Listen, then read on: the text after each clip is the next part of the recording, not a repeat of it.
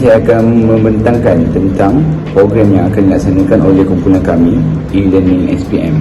Program e-learning SPM Student, di mana semua pelajar yang akan menghadapi pelaksanaan SPM pada tahun ini akan diberi peluang untuk menyertai program kelas tambahan secara percuma bagi daripada pihak kami. Tujuan kajian ini dijalankan. Tujuan utama aktiviti ini adalah untuk mencipta inovasi sosial bagi kelestarian masyarakat. Keduanya, membantu meringankan beban golongan yang memerlukan, khususnya dari kelompok B40. Tujuan ketiga dalam kajian kami atau aktiviti yang kami akan jalankan adalah supaya dapat memupuk amalan saling bantu dalam masyarakat Malaysia. Objektif kajian kami yang pertama adalah meringankan beban ibu bapa atau masyarakat untuk membayar kelas tambahan anak mereka. Keduanya, untuk meningkatkan tahap pendidikan dalam kalangan masyarakat. Ketiganya, membantu golongan masyarakat yang memerlukan dari segi pendidikan. Saya ingin membincangkan tentang penyertaan masalah.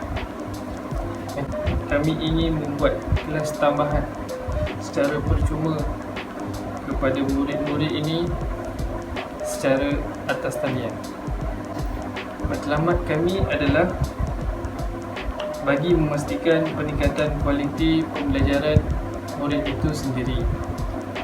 Yang kedua, mempertingkatkan lagi pemahaman mereka terhadap pelajaran.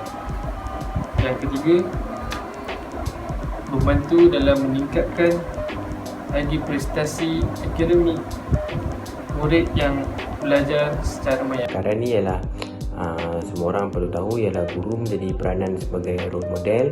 Pelajar perlu ada sikap ingin belajar dan pelajar perlu menerima sebarang teguran dan tunjuk ajar daripada guru ataupun tenaga pengajar. Seterusnya, teknologi. Teknologi ialah kewujudan teknologi maklumat iaitu e-pembelajaran menjadi alternatif kepada pembelajaran jarak jauh. Pembelajaran dalam talian lebih menarik kerana ianya berbentuk multimedia ataupun gabungan teks, grafik, bunyi, video dan animasi. Seterusnya, terdiri daripada teknologi pembangunan fasilitas tingkat kesediaan, ubah landscape pembelajaran dan tidak terikat masa ataupun tempat. Seterusnya, bagi menjayakan program ini adalah dengan mengadakan promosi. Dengan mengadakan promosi, kami dapat memberitahu kepada pelajar-pelajar dan penjaga di dalam kawasan berdekatan tentang program yang akan dijayakan oleh kami. Antara contoh promosi adalah dengan memberi risalah kepada setiap rumah di kawasan berdekatan. Kami juga akan menyediakan Google Form yang dapat menyimpan data tentang pelajar-pelajar yang akan mengikuti program ini supaya dapat dikenal pasti adakah program ini berjaya atau tidak. Selain itu, WhatsApp group juga akan dibuat untuk memastikan info-info terkini dapat diberi kepada setiap pelajar dan penjaga untuk memastikan mereka tidak tertinggal dalam program ini. Inisiatif kami untuk mengadakan kelas tambahan ini bukan kelas tambahan yang biasa. Kita menggunakan tenaga pengajar adalah dari golongan remaja sendiri. Sebab mana kalau kita menggunakan golongan remaja untuk mengadakan sesi pembelajaran kepada golongan remaja juga, golongan remaja, golongan yang SPM dan pihak kami sendiri. So dalam konteks dalam golongan remaja lah, so maknanya komunikasi akan menjadi lebih baik dan sesi pembelajaran itu akan mudah dipahami oleh pelajar-pelajar sendiri. So kalau kita tengok balik kepada positif kepada komunikasi, selain daripada itu juga tenaga pengajar juga dapat mengasah bakat mereka yang baru, selain daripada bakat-bakat mereka yang dah sedia ada lah, supaya mereka boleh ajarkan kepada ramai lagi pelajar-pelajar untuk masa akan datang.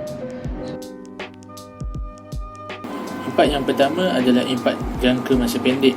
Impak jangka masa pendek ialah komuniti ini dapat menjimatkan wang, di mana kelas tambahan yang kami sediakan kepada pelajar SPM ini adalah secara percuma. Impak jangka masa sederhana. Impak jangka masa sederhana ini adalah mereka dapat mengukuhkan lagi pemahaman mereka terhadap apa yang dipelajari di dalam kelas supaya mereka bersedia untuk menghadapi SPM. Impak yang terakhir sekali adalah impak jangka masa panjang. Impak jangka masa panjang di mana mereka akan dapat menurunkan ilmu yang telah dipelajari di dalam kelas tambahan ini kepada adik-adik serta rakan mereka yang menghadapi SPM masa akan datang. Untuk kesan visual adalah dapat meningkatkan daya fokusnya tinggi, iaitu sebagai seorang pengajar. Seterusnya dapat mengetahui banyak kaedah yang mudah dalam pembelajaran e-learning. Untuk kesan auditori pula adalah dapat memberikan kekuatan dan kelebihan dalam percakapan dan pendengaran dengan baik, dan dapat melatih diri untuk bertutur dengan baik supaya ilmu yang disampaikan adalah jelas. Untuk kesan pembelajaran adalah ia dapat meningkatkan kemahiran berdikari dan memudahkan kami untuk memuatnai dan kongsi segala folder, info dan sebagainya bagi digunakan untuk bahan mengajar. Cara kesimpulannya, e-learning banyak memberi kelebihan kepada generasi masa kini dan kerajaan NGO perlulah bekerjasama untuk mengurangkan lagi masalah yang dihadapi dalam penerapan e-learning dalam sistem pembelajaran Malaysia.